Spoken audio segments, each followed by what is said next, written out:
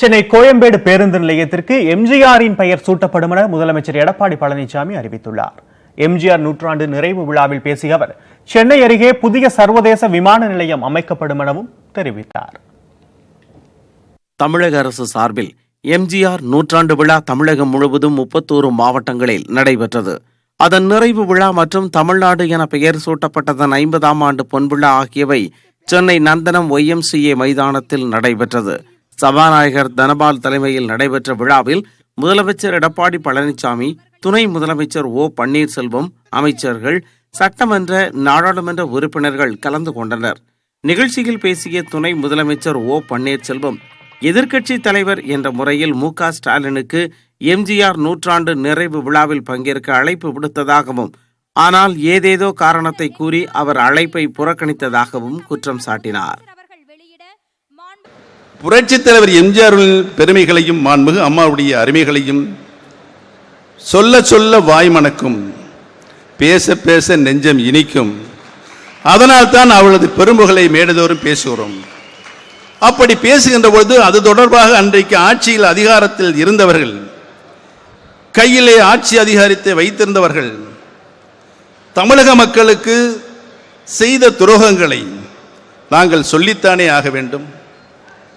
சொல்லாமல் எப்படி இருக்க முடியும்? இதையடுத்து பேசிய முதலமைச்சர் எடப்பாடி பழனிசாமி புதிய நலத்திட்டங்களை அறிவித்தார். கிராமப்புறங்களில் வசிப்பவர்கள் தங்கள் வீடுகளில் காய்கறி உற்பத்தி செய்வதை ஊக்கப்படுத்தும் விதமாக மாண்புமிகு முதலமைச்சரின் வீட்டு காய்கறி உற்பத்தி திட்டம் என்ற புதிய திட்டம் தொடங்கப்படும் என்றும் அவர் தெரிவித்தார். சென்னை பள்ளிக்கரணையில் 31 கோடி ரூபாயில் புறநகர் மருத்துவமனை அமைக்கப்படும் என்றும், சென்னை அருகே புதிதாக உலக தரம் வாய்ந்த புதிய சர்வதேச விமான நிலையம் அமைக்கப்படும் என்று முதலமைச்சர் அறிவித்தார். தற்போதுள்ள சென்னை விமான நிலையம் 2024ஆம் ஆண்டில் பயணிகள் மற்றும் சரக்கு போக்குவரத்து ஆகியவற்றை கையாள்வதில் முழு நிறைவை அடைந்து விடும் என்பதால் புதிய விமான நிலையம் அமைக்க வேண்டியது அவசியமாகிறது என்பதை உணர்ந்த மாண்புமிகு அம்மாவின் அரசு சென்னைக்கு அருகில் உலகத்தரம் வாய்ந்த புதிய பன்னாட்டு விமான நிலையம் ஒன்று அமைக்கும் என்ற மகிழ்ச்சியான செய்தி தெரிவித்துக் கொள்கின்றேன். எம்ஜிஆர் வாழ்ந்த ராமாபுரம் இல்லம் அமைந்துள்ள மவுண்ட் பூந்தமல்லி ஆவடி நெடுஞ்சாலை மற்றும் கோயம்பேடு பேருந்து நிலையத்திற்கு எம்ஜிஆர் பெயர் சூட்டப்படும் என அறிவித்தார். ஆசியாவிலேயே மிகப்பெரிய பேருந்து நிலையமாக விளங்கும் கோயம்பேடு பேருந்து நிலையம் 102 கோடி ரூபாய் செலவில் கட்டப்பட்டு 2002ஆம் ஆண்டு மாண்புமிகு தமிழ்நாடு முதலமைச்சர் இதயம் புரட்சித் தலைவி அம்மாவுடைய திருக்கரங்களால் துவைக்கப்பட்டது. இப்பேருந்து நிலையத்திற்கு நாள் ஒன்றுக்கு 2 லட்சத்திற்கும் மேற்பட்ட பயணிகள் வந்து செல்கின்றார்கள். ஆகவே இந்த பேருந்து நிலையத்திற்கு, கோயம்பேடு பேருந்து நிலையத்திற்கு பொன்மனச்சம்மல் புரட்சித் தலைவர் எம்ஜிஆர் உடைய திருப்பெயரான புரட்சித் தலைவர் டாக்டர் எம்ஜிஆர் பேருந்து நிலையம் என்று பெயர் சூட்டப்படுகிறது. முன்னதாக நூற்றாண்டு நிறைவு விழாவில் பங்கேற்பதற்காக பல்வேறு மாவட்டங்களிலிருந்து ஆயிரக்கணக்கான பேருந்துகளில் அதிமுக தொண்டர்கள் வந்ததால் வண்டியை நிறுத்த முடியாமல் போலீசார் திணறினர். அது மட்டுமல்லாமல் சுற்றுலா தலமான மெரினா கடற்கரையை நோக்கி 100க்கும் மேற்பட்ட பேருந்துகளில் ஏராளமானோர் சென்றதால் அங்கு போக்குவரத்து நெரிசல் ஏற்பட்டது. சென்னை போன்ற நகரங்களில் வீடுகளுக்கு அனுமதிக்கப்படும் தள பரப்பளவு குறியீடு அதிகரிக்கப்பட்டு இன்று முதல் அமலாகும் என முதலமைச்சர் எடப்பாடி பழனிசாமி அறிவித்துள்ளார். இந்த திட்டத்தின் மூலம் செலவுகள் குறைந்து வீடுகளின் விலையும் குறையும் சூழல் உருவாகியுள்ளது. சென்னையில் வீடு அல்லது அடுக்குமாடி கட்டடம் கட்டுவதற்கு FSI அல்லது தள பரப்பு குறியீடு எனப்படும் கட்டட ஒழுங்குமுறை விதி பின்பற்றப்படுகிறது. சென்னையில் சிறப்பு கட்டடங்கள் எனும் 4 மாடிகளுக்கு மிகாத கட்டிடங்களுக்கு FSI 1.5 மடங்காக நிர்ணயிக்கப்பட்டுள்ளது.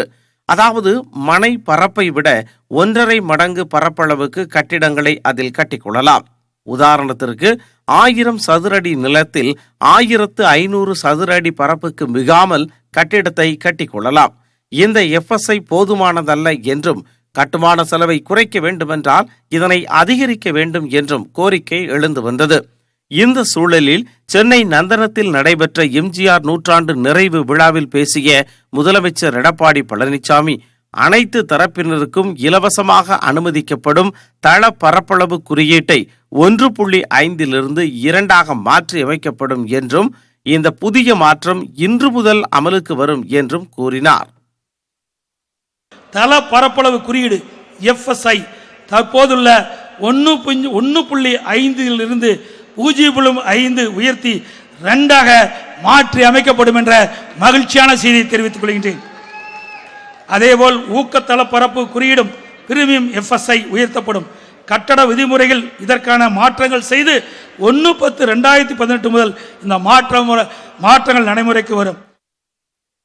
இன்று முதல் அமலாகும் புதிய அறிவிப்பால் கிடைக்கும் நன்மைகள் குறித்து இப்போது பார்க்கலாம்.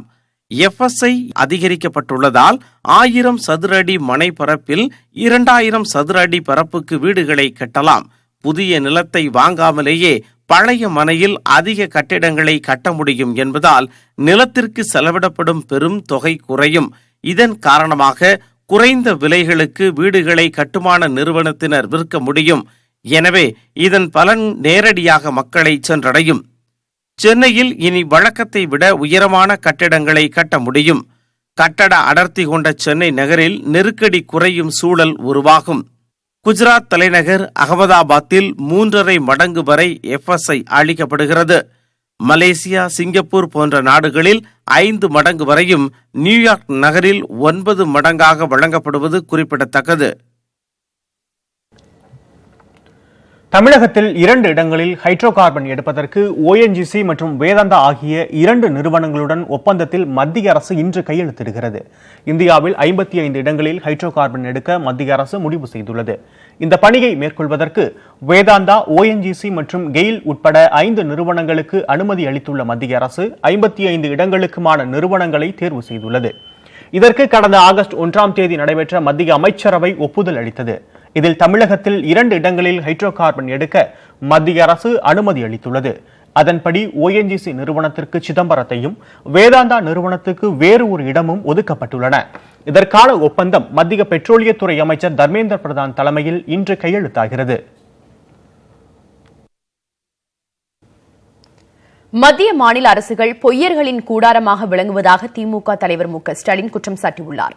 தமிழகத்தில் அமைக்கப்பட உள்ள எய்ம்ஸ் மருத்துவமனை மதுரை தோப்பூரில் அமையும் என்றும் அதற்கான பணிகள் தொடங்கி நடைபெற்று வருவதாக தெரிவிக்கப்பட்டிருந்தது. இந்நிலையில் மதுரையில் அமைய உள்ள எய்ம்ஸ் மருத்துவமனை குறித்து மக்கள் விழிப்புணர்வு என்ற அமைப்பை சேர்ந்த ஹக்கீம் தகவல் உரிமை சட்டத்தின் கீழ் சில கேள்விகளை எழுப்பியிருந்தார். அதற்கு மத்திய சுகாதாரத்துறை அளித்துள்ள பதிலில் எய்ம்ஸ் மருத்துவமனைக்கு இதுவரை மத்திய அமைச்சரவை மற்றும் மத்திய செலவினங்களுக்கான நிதிக்குழு ஒப்புதல் தரவில்லை என்றும் இதற்காக எந்த நிதியும் ஒதுக்கப்படவில்லை என்றும் தெரிவித்துள்ளது. இதனை குறிப்பிட்டு டுவிட்டரில் பதிவிட்டுள்ள திமுக தலைவர் மு.க.ஸ்டாலின், தமிழகத்தில் எய்ம்ஸ் அமைக்க மத்திய அரசு 2000 கோடி ரூபாய் ஒதுக்கியதாகவும் கட்டுமான பணிகள் தான் தொடங்க வேண்டும் என்றும் மத்திய மாநில அரசின் அமைச்சர்கள் தெரிவித்ததாக குறிப்பிட்டுள்ளார். ஆனால் தகவல் உரிமை சட்டத்தின் கீழ் பெறப்பட்ட தகவல் இவை அனைத்தையும் பொய் என்பதை உறுதிப்படுத்தியுள்ளதாகவும் மத்திய மாநில அரசுகள் பொய்யர்களின் கூடாரம் என்றும் திமுக தலைவர் மு.க.ஸ்டாலின் விமர்சித்துள்ளார். சிறையை தகர்த்து கைதிகளை கடத்தப் போவதாக மத்திய உளவுத்துறைக்கு வந்த எச்சரிக்கையை தொடர்ந்து கடலூர் மத்திய சிறைச்சாலையில் சிறைத்துறை அதிகாரிகள் ஆய்வு செய்தனர். அப்போது அங்கு கைதி ஒருவர் தூக்கிட்ட நிலையில் சடலமாக மீட்கப்பட்டார். IS-க்கு ஆதரவாக செயல்பட்டதாக சென்னையில் வசித்து வந்த கன்னியாகுமரி மாவட்டம் திருவிதாங்கோட்டைச் சேர்ந்த அன்சார் மீரான் என்பவர் கடந்த பிப்ரவரி மாதம் கைது செய்யப்பட்டு புழல் சிறையில் அடைக்கப்பட்டார். புழல் சிறையில் கைதிகள் உல்லாச வாழ்க்கை வாழ்வதாக புகைப்படம் வந்த பிறகு அன்சார் மீரான் கடலூர் மத்திய சிறைச்சாலைக்கு மாற்றப்பட்டார். இந்நிலையில் கடலூர் சிறையை தகர்த்து அன்சார் மீரானை IS அமைப்பினர் கடத்த இருப்பதாக மத்திய உளவுத்துறை போலீசார் தமிழக சிறைத்துறைக்கு எச்சரிக்கை விடுத்தனர். இதையடுத்து திருச்சி சிறைத்துறை DIG சண்முக சுந்தரம் நேற்று மாலை கடலூர் மத்திய சிறைக்கு வந்து சிறை காவலர்களுடன் அதிரடி சோதனையில் ஈடுபட்டார். தீவிரவாதிகள் தொடர்புடைய கைதிகளை சிறைத்துறையினர் விசாரணை நடத்தி வந்த நிலையில் மயிலாடுதுறை அருகே உள்ள நீடூர் கிராமத்தைச் சேர்ந்த மன்சூர் அலி தூக்கிட்ட நிலையில் சடலமாக மீட்கப்பட்டார். இது தொடர்பாக போலீசார் விசாரணை மேற்கொண்டு வருகின்றனர். கடனில் தவிக்கும் தனியார் நிறுவனத்திற்கு பொதுமக்களின் பணம் வழங்கப்படுவது ஏன் என்று காங்கிரஸ் தலைவர் ராகுல் காந்தி கேள்வி எழுப்பியுள்ளார். கடனில் தவித்து வரும் ILFS என்ற தனியார் நிதி நிறுவனத்திற்கு உதவுமாறு LIC, SBI உள்ளிட்ட அமைப்புகளை மத்திய அரசு வற்புறுத்தி வருவதாக கூறப்படுகிறது. இதற்கு கண்டனம் தெரிவித்து ட்விட்டரில் பதிவிட்டுள்ள ராகுல் காந்தி, LICயில் செலுத்தப்படும் பொதுமக்களின் பணத்தை வழிப்போக்கர்களுக்கு எப்படி வழங்க முடியும் என கேள்வி எழுப்பியுள்ளார். ILFS என்பதன் விரிவாக்கம் I love financial scams என்று அர்த்தமா எனவும் ராகுல் காந்தி விமர்சித்துள்ளார். பிரதமர் மோடி குஜராத் முதலமைச்சராக இருந்தபோதும் ILFS நிறுவனத்திற்கு உதவியதாக ராகுல் காந்தி குற்றம் சாட்டியுள்ளார். ILFS நிறுவனத்தில் 90,000 கோடி ரூபாய் முதலீடு செய்தது ஊழல் என்றும் இதில் பிரதமர் மோடிக்கு தொடர்பு இருப்பது அம்பலமாகியுள்ளதாகவும் ட்விட்டரில் ராகுல் காந்தி பதிவிட்டுள்ளார்.